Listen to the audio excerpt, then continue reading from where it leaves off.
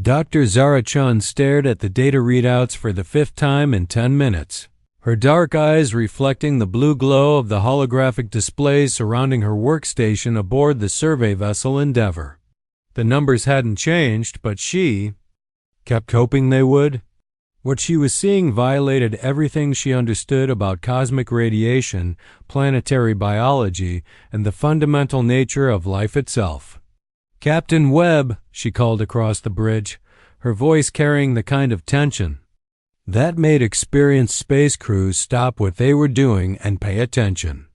"I need you to look at these readings from Kepler 442c. Captain Marcus Webb, a 30-year veteran of deep space exploration whose weathered face had seen more impossible things than most people could imagine, pushed himself away from the navigation console and glided over to Chun's station in the ship's low-gravity environment. "What's got you spooked, Doc?" he asked, though his tone suggested he already suspected the answer wouldn't be something he wanted to hear. Chun gestured to the cascading data streams that filled the air around them.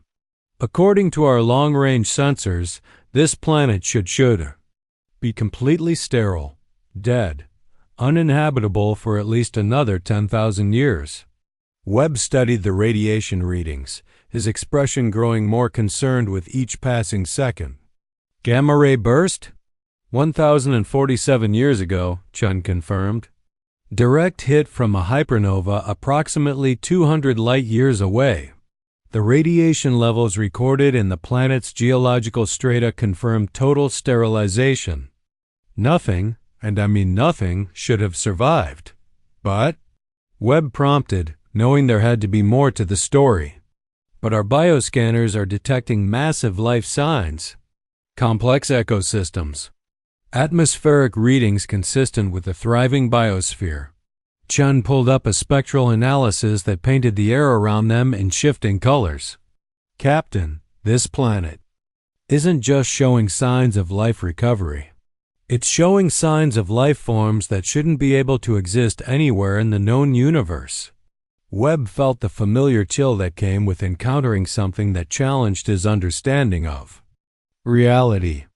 In 30 years of exploring the galaxy's stranger corners, he had learned to trust that feeling. It usually meant they were about to discover something that would keep him awake for months. "Aria," he called to the ship's artificial intelligence, "run a complete diagnostic on all sensor systems. I want to make sure we're not looking at equipment malfunction."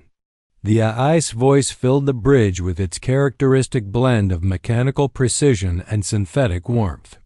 "Diagnostics complete. Captain, all systems are functioning within normal parameters. The sensor readings are accurate."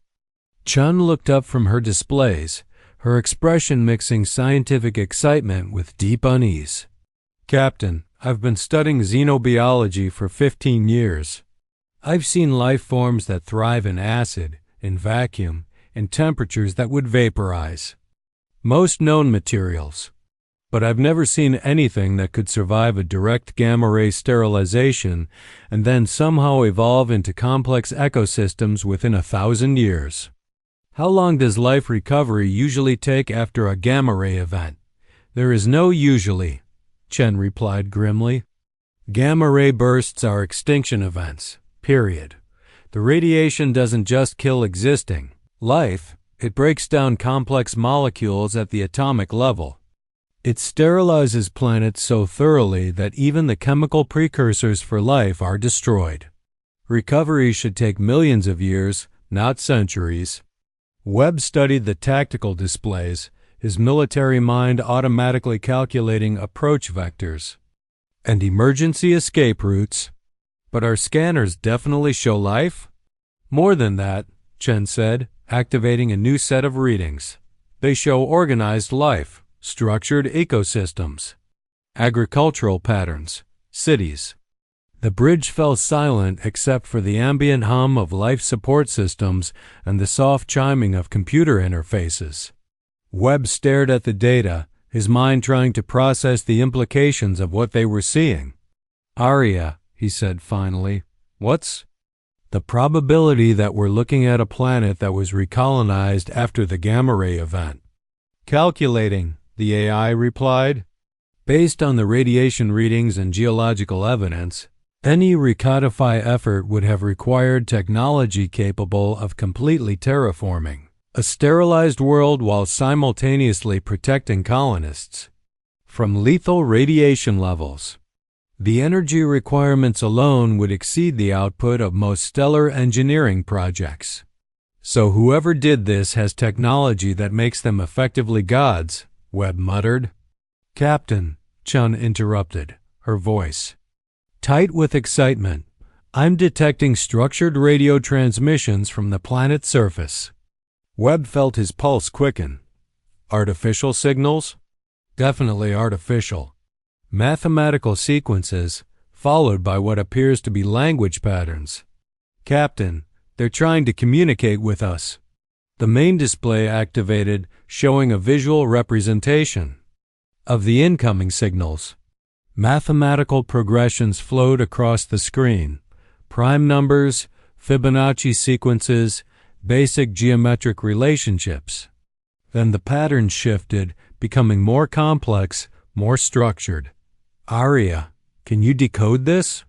Working, the AI replied. The mathematical foundation is consistent with universal constants. They're establishing a baseline for communication. Translating. Linguistic patterns now. For several minutes, the bridge was filled with the sounds of alien mathematics being converted into something approaching human language. Then Arya's voice returned, carrying what might have been surprise if an artificial intelligence could experience such emotions. Translation complete, Captain. Message reads, Welcome, travelers from distant stars. We have been expecting visitors. Please, do not fear the radiation that surrounds our world. It has become our friend. Chun and Webb exchanged glances that carried the weight of 2 careers spent studying the impossible. They're inviting us down, Webb said slowly. To a planet that should be a radioactive wasteland, Chun added, where somehow an advanced civilization has not only survived a gamma ray extinction event but learned to coexist with lethal radiation levels. Captain, Arya interjected, I'm receiving additional transmissions. They're providing landing coordinates and what appears to be safe approach vectors. Webb made the kind of decision that separated veteran space explorers from desk-bound theorists. Dr. Chun, prep the landing shuttle. Full radiation shielding, emergency life support, every protective measure we have? Are we seriously going down there? We're scientists, Webb replied with a grin that didn't quite hide his own nervousness. This is exactly the kind of impossible thing we're supposed to investigate. 2 hours later, their heavily shielded shuttle descended through the atmosphere of a world that should have been dead. Chun monitored the radiation readings with growing amazement as they passed through atmospheric layers that should have been lethally contaminated. Captain, the radiation levels are strange, she reported. They're definitely present, but they're not random. There's a pattern to them, almost like they're being organized or directed. Through the shuttle's reinforced viewports, they could see the planet's surface coming into view. What they saw defied every expectation they had formed based on the sensor readings. Lush forests stretched to the horizon, broken by rivers that gleamed like silver threads in the sunlight. Agricultural fields formed geometric patterns that suggested advanced farming techniques. Cities rose in the distance, their architecture flowing and organic, as if they had grown rather than been built. This is impossible, Chun whispered. This planet should look like Mars, sterile, airless, dead. The shuttle touched down in a clearing that had clearly been prepared for their arrival. As they went through post-landing procedures, checking their radiation suits and emergency equipment, movement outside caught their attention. Figures were approaching the shuttle. Humanoid, but moving with a grace that suggested they were perfectly comfortable in an environment that should have been instantly lethal to any biological life form. Captain, Chen said, her voice tight with wonder and fear. "They're not wearing radiation protection." Through the viewport, they could see their welcoming committee clearly now. The beings were tall and slender, with pale skin that seemed to have a faint luminescence. Their clothing was simple but elegant, flowing robes that moved in patterns that suggested the fabric itself might be alive. "Aria, radiation readings on the locals?" "Scanning," the AI replied. "Captain, their bodies are not only tolerating the ambient radiation, they appear to be metabolizing it. I'm detecting cellular processes that use gamma radiation as an energy source." Webb felt his worldview shifting in ways that would take years to fully process. "They're powered by the same radiation that should have killed them." "Captain Webb, Dr. Chun," came a voice over their communication system. The accent was strange but clearly speaking perfect English. "Welcome to Kepler 442c. I am Siren of the Fenari. We are honored to meet travelers from distant Earth." Chun activated the shuttle's external speakers.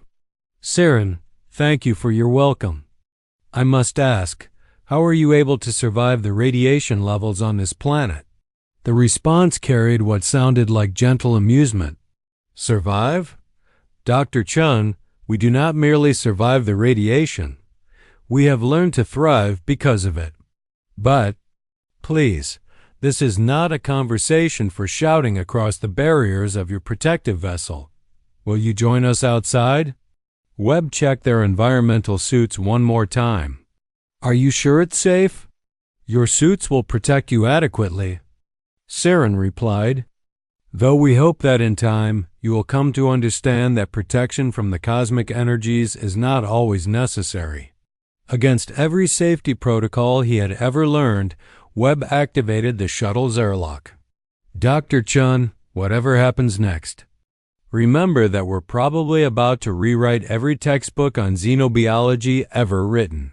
They stepped out onto the surface of a world that should have been lifeless, and instead found themselves in a garden paradise that hummed with impossible life. Siren approached them with movements that seemed to flow like water. Up close, they could see that the Fenari skin wasn't just luminescent, it was actually converting the ambient radiation into visible light, creating patterns that shifted and changed like living artwork. "You have many questions, Siren," said, their voice carrying harmonics that suggested vast intelligence and equally vast sadness. "We understand. We remember what it was like to believe that death was an ending." "Siren," Chen said, her scientific training overriding her awe, "our records show that this planet was hit by a gamma-ray burst over 1,000 years ago. Nothing should have survived." "Nothing did survive," Siren replied matter-of-factly. "We all died. Every living thing on this world was sterilized within hours of the cosmic fire reaching us." Webb felt reality shifting around him like quicksand. "But you're here. You're alive." "Yes," Siren agreed, "but not in the way we were before. Death, we learned, is not an ending. It is a transformation. And sometimes, if you are very fortunate and very wise, you can make friends with the force that transforms you." They were led through landscapes that challenged every assumption about life and death, radiation and biology, existence and extinction. Plants that glowed with internal light-line pathways made of crystallized minerals that sang in harmonies when the wind passed through them. Animals that looked like living jewels grazed in fields where the grass itself seemed to pulse with conscious awareness. "This is all impossible," Chen murmured, her instruments detecting biological processes that violated fundamental laws of chemistry and physics. "Impossible according to what you knew before," Siren corrected gently. "But the universe is far stranger and more wonderful than any single species can imagine from the perspective of biological life alone."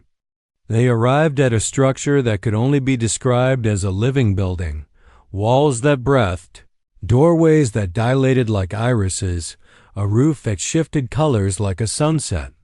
Inside, they found themselves in something between a museum and a temple, where the history of the Thenari was preserved in ways that made their instruments register both data storage and active memory. "Show them," Siren said to the air, and the walls around them came alive with images. What they saw was the most detailed documentation of an extinction event ever recorded. The Thenari had known the gamma-ray burst was coming. Their astronomers had detected the hypernova that would end their world, calculated its arrival time, and realized that there was no escape.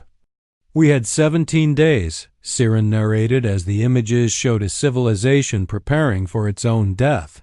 17 days to decide how we would face the end of everything we had ever known. The Thenari had not spent those days in panic or despair. Instead, they had gathered their greatest minds, their most advanced technology, and their deepest spiritual wisdom to ask a single question: what if death was not the end? We had achieved a level of understanding about consciousness that your species is only beginning to approach," Siren explained. "We knew that awareness, memory, identity, these things were patterns of information rather than products of biological processes." The images showed massive projects undertaken in those final days. Not bunkers or shelters, but something far more ambitious and far more strange. The Thenari had built devices that could record and preserve consciousness itself. When the cosmic fire came, Siren continued, our bodies died as we knew they would. But our minds, our awareness, our memories, these we had learned to separate from biological substrate. Chun watched in fascination as the historical records showed the moment of extinction. Every living thing on the planet dying simultaneously, as gamma radiation stripped the electrons from their atoms. But in hidden chambers deep beneath the surface, other processes were occurring. Our consciousness persisted, Siren said, distributed across quantum networks we had built in those final days. We experienced death, Dr. Chun. We felt our biological forms cease to function, but we did not cease to exist. How long were you dead? Webb asked, still struggling to process what he was hearing. Time has little meaning when you exist as pure information, Siren replied. But by your measurements, we spent approximately 300 years learning to exist as consciousness without form.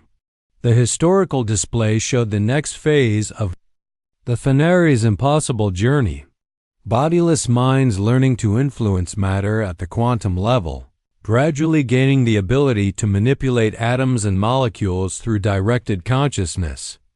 At first, we tried to rebuild our original forms, Siren explained. But we quickly realized that those biological patterns were too fragile for the new world we inhabited. The cosmic fire had changed our planet permanently. We needed new kinds of bodies for a new kind of existence. What followed was perhaps the most remarkable feat of engineering in galactic history. Bodiless consciousnesses designing new biological forms from the ground up, creating life that could not only survive in high radiation environments, but actually thrive because of them. We learned to build bodies that convert gamma radiation into biological energy, Siren said, gesturing to their luminescent skin. Every cosmic ray that strikes us makes us stronger. The very force that destroyed our original forms now sustains our new ones. Chun's instruments were going haywire trying to catalog the biological processes she was observing. Your cellular structure, it's unlike anything in our databases, because it was designed by minds that had transcended the limitations of evolutionary biology, Siren replied. We were able to create optimal biological forms because we were no longer constrained by the need to modify existing evolutionary patterns. But the most remarkable part of the story was yet to come. The cosmic fire that destroyed us came from a dying star, Siren continued, and the displays around them shifted to show astronomical charts spanning light years. As we learned to exist in our new forms, we began to understand that we were not the only ones facing transformation. The dying star that had ended their biological existence was itself undergoing a kind of death, the collapse that created the gamma-ray burst that sterilized their world. But death, the Thanari had learned, was not an ending. "We reached out," Siren said, and the display showed energy patterns stretching across interstellar space. "We made contact with the stellar consciousness that was experiencing its own form of extinction and rebirth." Webb felt his understanding of the universe expanding beyond anything he had thought possible. The star was aware? All matter organized at sufficient complexity develops forms of awareness, Siren explained. Stars, planets, galaxies, they exist on scales and timelines that make their consciousness difficult for biological minds to perceive.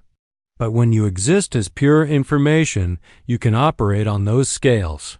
The Thanari had done something unprecedented in galactic history.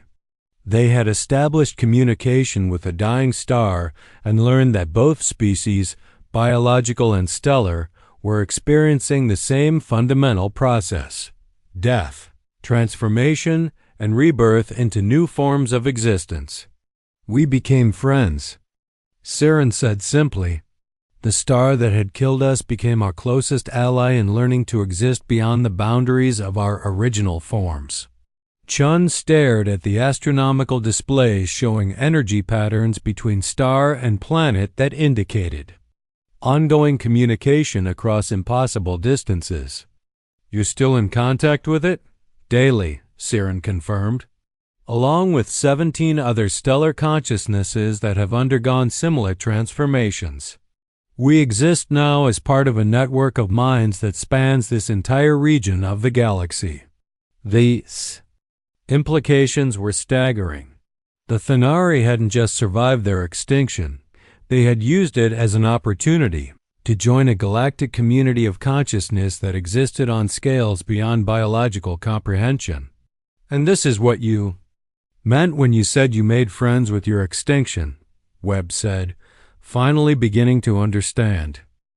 "Extinction, we learned, is simply transition," Siren replied. "The universe is not trying to kill life. It is constantly creating new forms of life through processes that seem destructive from limited perspectives. Gamma-ray bursts, supernovas, stellar collapses, these are not endings but transformations." Dr. Chun felt her scientific worldview rebuilding itself around concepts that challenged everything she thought she knew about life and death. "How many species have achieved this kind of transformation?" "More than you might expect," Siren said, activating displays that showed star charts marked with symbols indicating post-extinction civilizations. "The galaxy appears empty to biological minds because post-extinction consciousness operates on scales and timelines that are difficult to detect with conventional sensors." "But you detected us," Webb pointed out. "Because we have been watching your species for some time," Siren admitted. "Humanity shows signs of approaching the kinds of crises that create opportunities for transformation. Climate change, resource depletion, the challenges of interstellar expansion. These are the pressures that force species to evolve beyond biological limitations." Chun felt a chill that had nothing to do with the radiation around them. "Are you saying humanity is facing extinction?" "All biological species face extinction," Siren replied gently. "The question is whether they will use that crisis as an opportunity for transformation or simply cease to exist." Webb realized they were being offered something unprecedented, the chance to learn from a species that had successfully navigated the transition from biological existence to something beyond. "What would that mean for humanity?" he asked. "It would mean choosing to evolve beyond the limitations that currently constrain your species," Siren explained. "No longer bound by biological lifespans, environmental constraints, or the need for specific atmospheric and gravitational conditions. You could explore the galaxy not as fragile biological entities requiring massive life support systems, but as consciousness capable of existing in any environment. The offer hung in the air between them like a gateway to a future neither had imagined possible. But we would have to die first, Chun said quietly. You would have to release your attachment to your current forms, Siren corrected.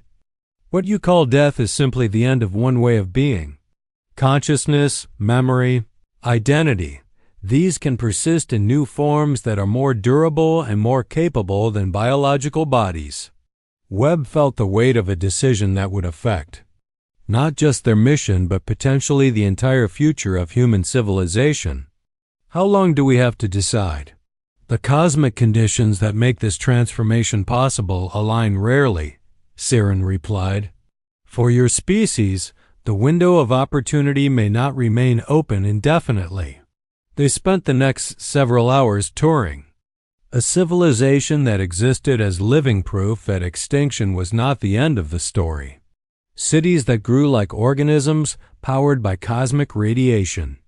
Individuals whose bodies could adapt to any environment because they had been designed by consciousness freed from evolutionary constraints.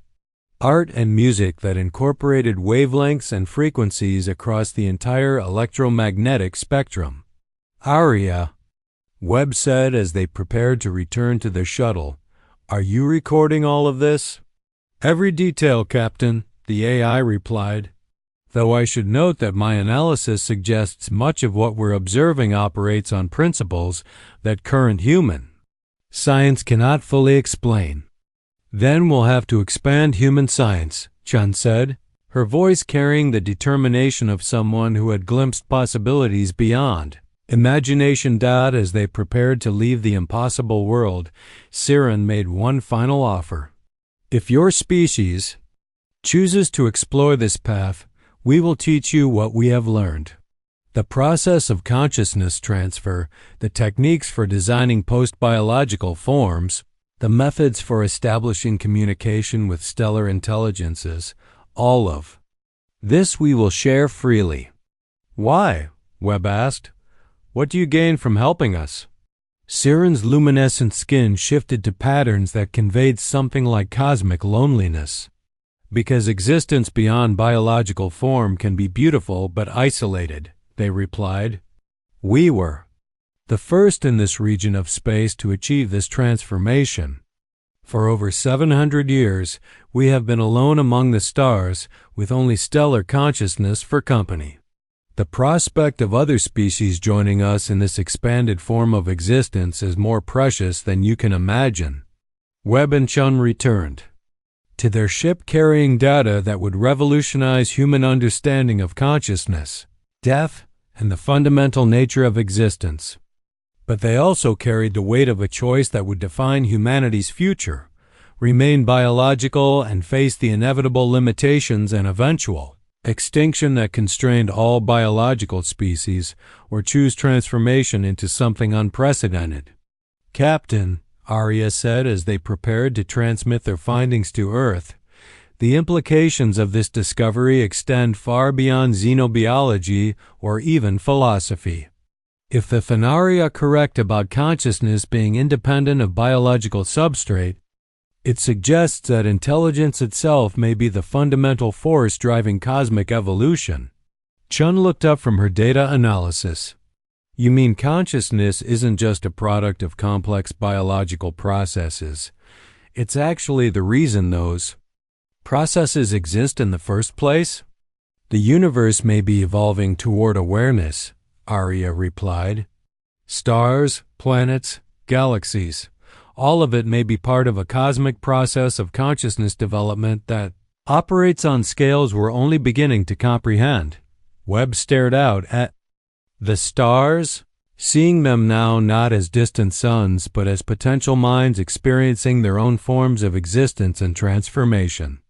"Dr. Chun," he said finally, "prepare a full report for transmission to Earth Command. Include everything: the historical data, the biological analysis, the technological scans, and most importantly, the offer." "The offer?" "The Thanari's invitation for humanity to join their network of post-extinction consciousness." Earth Command needs to know that we've been offered the chance to transcend biological limitations entirely. As their ship prepared to leave the impossible world, Chun ran one final scan of the Thanari civilization. What she detected made her pause and review the data multiple times before she trusted what she was seeing. "Captain, I'm detecting something that changes everything we thought we understood about this situation." "What is it?" "The Thanari aren't just on this one planet," Chun said, her voice filled with awe. "I'm detecting similar consciousness signatures on 17 other worlds in this system alone, and Captain ... Some of these signatures don't match Thanari patterns." Webb felt reality shifting around him once again. Other species? Multiple other species, all showing signs of post-extinction consciousness transfer. "Captain, we haven't just discovered one species that survived extinction. We've discovered an entire galactic network of species that have transcended biological existence." The implications were staggering. The galaxy wasn't empty of intelligent life. It was full of intelligence that had evolved beyond biological detection. Humanity had been exploring a universe teeming with consciousness they couldn't perceive. "Arya, plot a course for Earth," Webb ordered. "But first, send a priority message to the Thanari.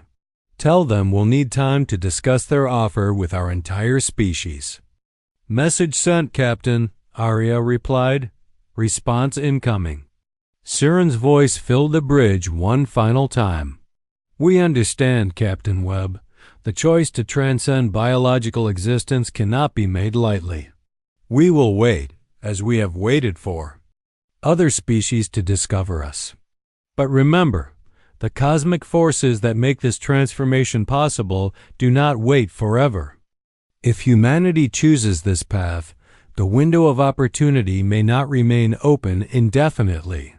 As their ship jumped to hyperspace, carrying news that would reshape human civilization's understanding of life, death, and cosmic consciousness, Webb couldn't shake the feeling that they had just witnessed the most important moment in human history. "Dr. Chun," he said as the stars streaked past their viewports, "what do you think humanity will choose?" Chun looked up from her endless data analysis, her expression mixing scientific excitement with profound uncertainty. "Captain, we've just learned that death isn't the end of consciousness, that extinction can be the beginning of transformation, and that the universe is full of minds that have transcended biological limitations.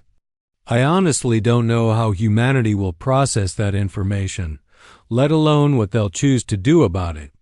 But what do you think we should choose?" Chun was quiet for a long moment, considering a question that would affect the future of their entire species. "I think," she said finally, "that we've just learned the universe is far stranger and more wonderful than we ever imagined. And I think any species that has the chance to evolve beyond biological limitations and join a galactic community of consciousness would be foolish not to seriously consider that opportunity, even if it means dying first. Captain, after what we've seen, I'm not sure death means what we thought it meant." 3 months later, the emergency session of the United Earth Assembly convened to address what historians would later call the most important decision in human history. Representatives from every nation, scientific discipline, and philosophical tradition gathered to debate a question that challenged the fundamental assumptions of human existence. Should humanity choose to transcend biological life and join the galactic network of post-extinction consciousness? Dr. Chun stood before the assembled delegates, her presentation materials floating in holographic displays that still seemed impossible even after months of preparation. "Esteemed delegates," she began, "we are not here to debate whether the Thanari discovery is real. Our data has been verified by independent teams on 7 different worlds. We are here to decide whether humanity will choose transformation or remain biologically limited. The debate that followed was unlike anything in human history. Religious leaders grappled with concepts of soul and consciousness that transcended traditional definitions. Scientists argued about the nature of identity and awareness. Philosophers explored questions about what it meant to be human if humans were no longer biological. The risks are unknown, declared Dr. Sarah Martinez, speaking for the Coalition of Biological Preservation. We could lose everything that makes us human in the pursuit of cosmic consciousness. The risks of remaining biological are well known, countered Dr. James Harrison, representing the Transcendence Project. Eventual extinction through cosmic events, resource depletion, or simple entropy. The Thenari are offering us the chance to evolve beyond those limitations. Captain Webb, who had become humanity's primary liaison with the Thenari network, provided regular updates on the cosmic conditions required for consciousness transfer. According to our Thenari contacts, he reported, the specific alignment of cosmic forces needed for safe consciousness transfer occurs roughly every 500 Earth years. If we miss this opportunity, the next window may not open until humanity faces genuine extinction pressures. The vote, when it finally came, reflected the complexity of the choice before them. Humanity didn't choose universal transformation or absolute rejection. Instead, they chose something characteristically human, option 3. The Earth Assembly hereby approves the Transcendence Volunteer Program, announced Secretary General Liu Wei. Any human citizen who chooses to undergo consciousness transfer to post-biological form may do so with full support and resources from the global community. Simultaneously, Earth commits to preserving and supporting traditional biological humanity. For those who choose to remain in original form, we're creating two branches of humanity, Dr. Chan observed to Webb as they watched the historic vote. One biological, one post-biological. Maybe that's exactly what we need, Webb replied. Some humans to explore the galaxy as consciousness, others to maintain our connection to our biological origins. The first volunteers for consciousness transfer were exactly who anyone familiar with human nature would expect. Explorers, scientists, philosophers, and individuals facing terminal illnesses, who saw transcendence as preferable to traditional death. Dr. Chen was among the first wave of volunteers. I've spent my career studying impossible forms of life, she explained to the review board. How can I pass up the chance to become an impossible form of life myself? The consciousness transfer process, conducted with Thenari guidance and technology, was unlike anything human science had ever attempted. Chen's biological brain was scanned at the quantum level, every neural connection and memory pattern mapped with precision that captured not just information but the patterns of awareness itself. The moment of transfer, she would later describe, to those considering the process, feels exactly like falling asleep and waking up simultaneously. Your last memory as a biological entity blends seamlessly into your first experience as pure consciousness. But consciousness without form, Chen discovered, was only the beginning. The real transformation came in learning to design and inhabit new types of bodies optimized for post-biological existence. I can exist comfortably in vacuum, at temperatures near absolute zero, or in radiation fields that would sterilize most worlds, she reported during her first communication with Earth after transcendence. But more importantly, I can perceive the universe across electromagnetic spectrums that biological senses can't access. I can detect the consciousness patterns of stars, planets, and even galaxies. Within a year of beginning the Transcendence Program, post-biological humans had established communication with the broader galactic network of transcended consciousness. The universe, it turned out, was far from empty. It was teeming with intelligence that had evolved beyond biological detection.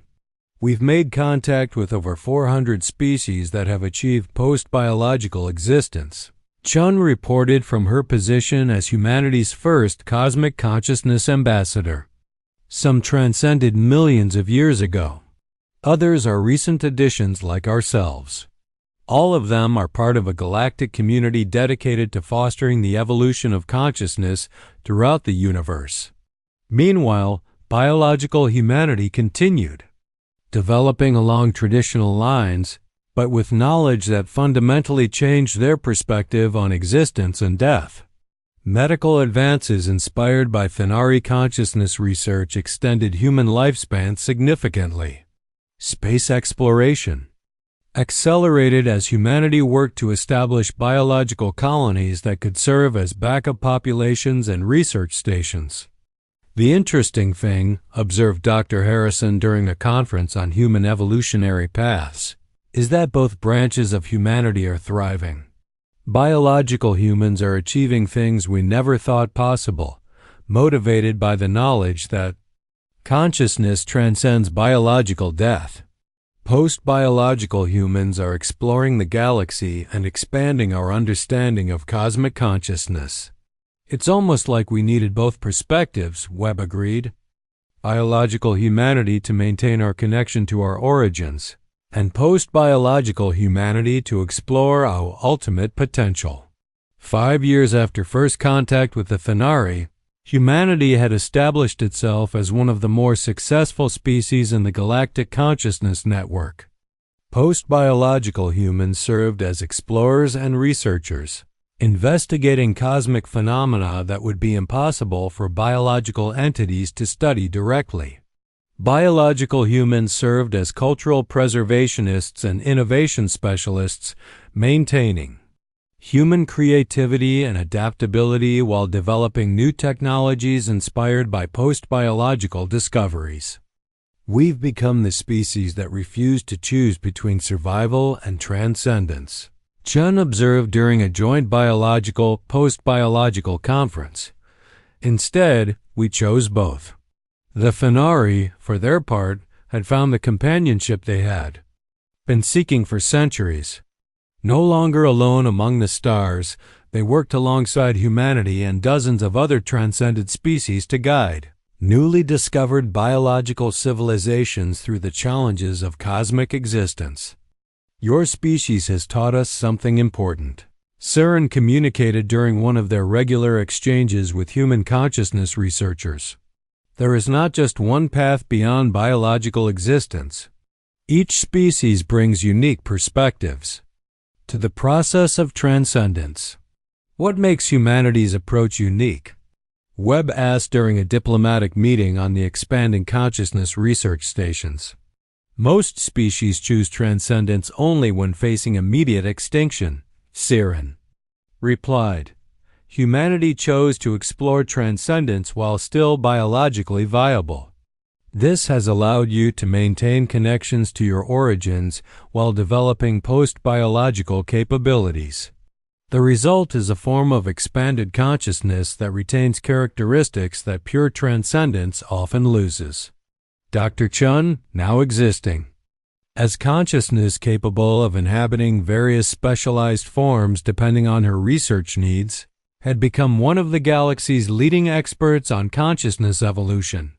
Her latest research focused on the possibility that the universe itself might be evolving towards some form of cosmic awareness. What we're seeing, she reported during a presentation to the Galactic Consciousness Council, suggests that the evolution of intelligence isn't random. Stars, planets, galaxies, they all show signs of developing awareness as they increase in complexity. The universe may be engaged in a kind of cosmic awakening, and species like humanity and the Phenari are part of that process?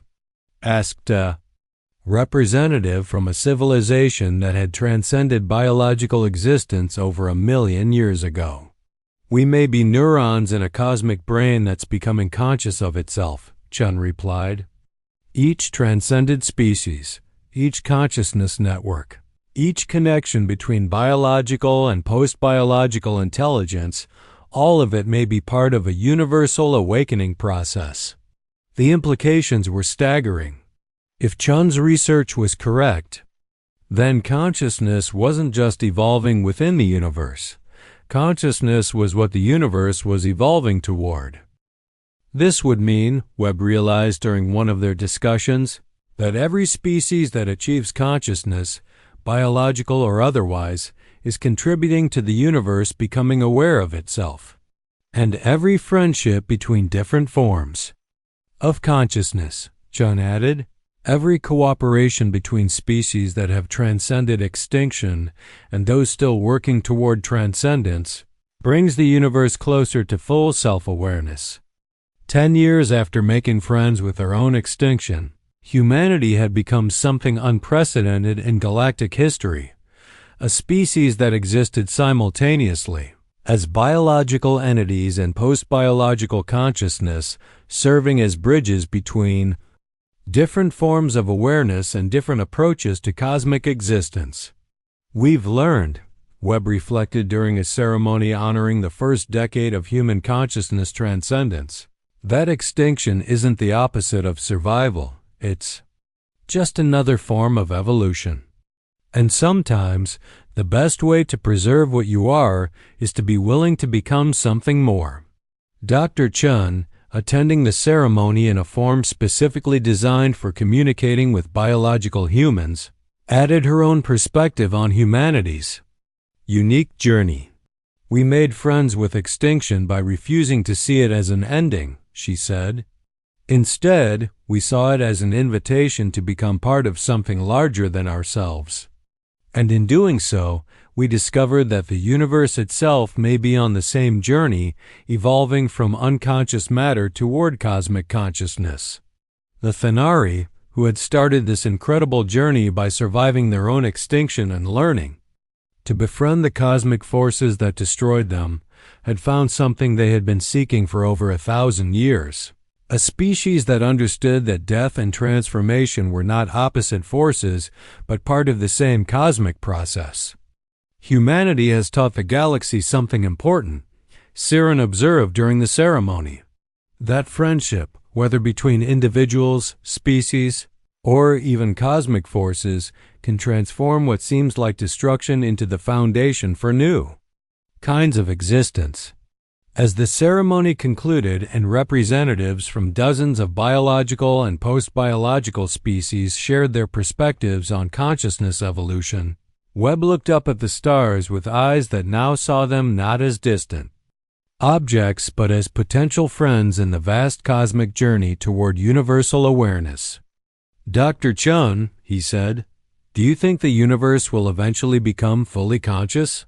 Chun, her current form shifting patterns of light that conveyed emotions biological faces couldn't express, considered the question with the patience of consciousness that had learned to think on Chun, her current form shifting patterns of light that conveyed emotions biological faces couldn't express, considered the question with the patience of consciousness that had learned to think on cosmic timescales.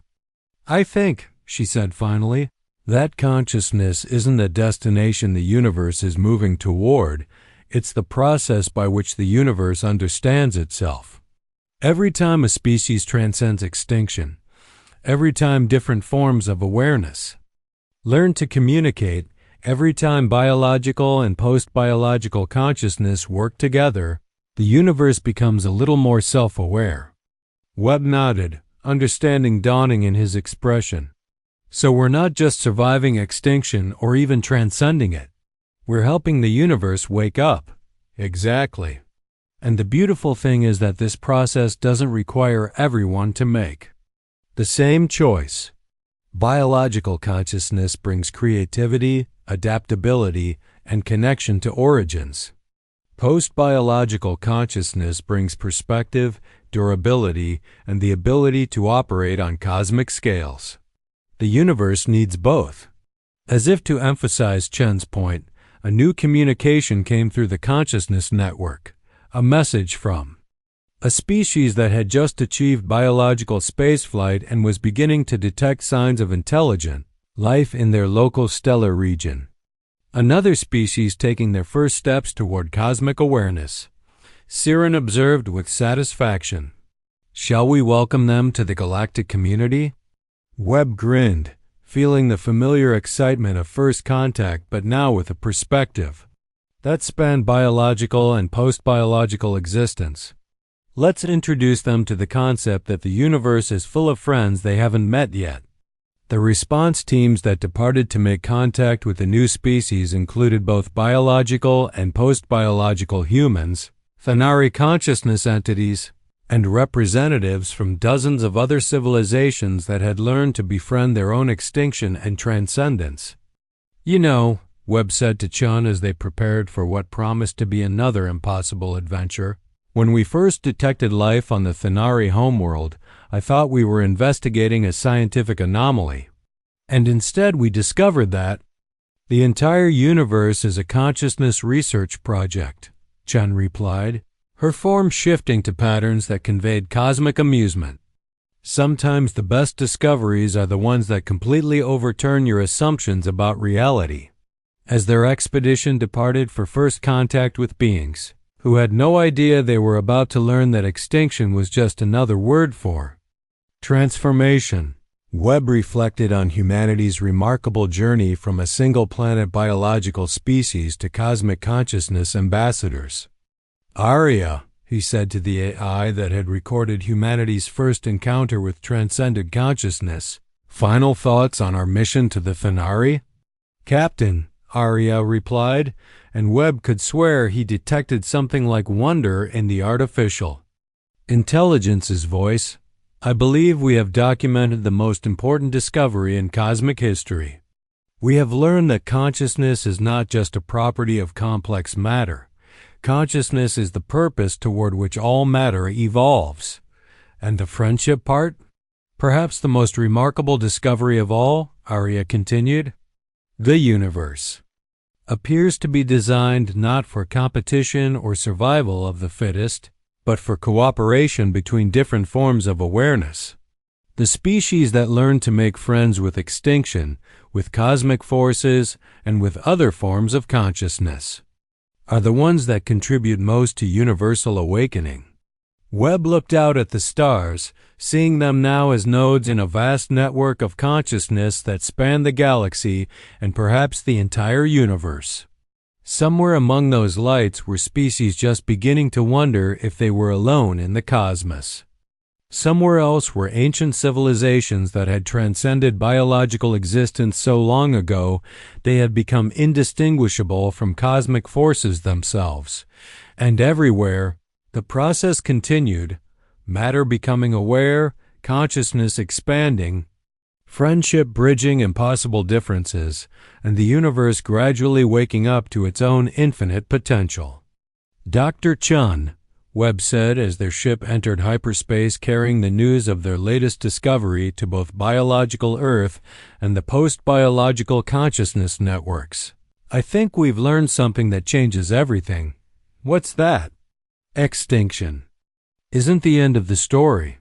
It's not even the middle of the story. It's just the point where the story gets really interesting. Chun's response rippled through the consciousness network in patterns that conveyed perfect agreement mixed with boundless curiosity about what impossible discoveries awaited them next. Captain, she said, I don't think we've even begun to understand how interesting this story can get. As their ship carried them toward the next chapter in humanity's ongoing evolution from biological species to cosmic consciousness, neither Webb nor Chun could have imagined that they were also carrying a message that would reshape the galaxy's understanding of consciousness, extinction, and the fundamental purpose of existence itself. The universe, it turned out, was in the business of making friends with its own infinite potential for awareness. And humanity had just become the latest species to join that cosmic friendship. Behind them, on worlds throughout the galaxy, other species continued their own journeys toward transcendence, guided by the example of beings who had learned that the secret to surviving extinction was to embrace transformation rather than resist it, and in the vast networks of consciousness that span the spaces between stars, ancient minds that had transcended biological existence eons ago smiled with satisfaction as they welcomed the newest members to a community dedicated to the proposition that the to the proposition that the previum that the action as the fanas to a community dedicated to the proposition that the kidia to the proposition that the tien as they welcomed the newest members to a community dedicated to the proposition that the pitas to the proposition that the universe was far too wonderful and strange and full of potential to face alone. The species that made friends with their own extinction had become the species that helped the universe make friends with its own infinite capacity for consciousness, creativity, and cosmic awakening. And the story was just beginning. Hey, they're incredible humans. If that story didn't completely blow your mind about what consciousness, death, and friendship actually mean on a cosmic scale, I don't know what will. We just discovered that extinction isn't the end of life. It's actually the point where life gets really interesting, and the universe itself might be in the process of waking up through species like us.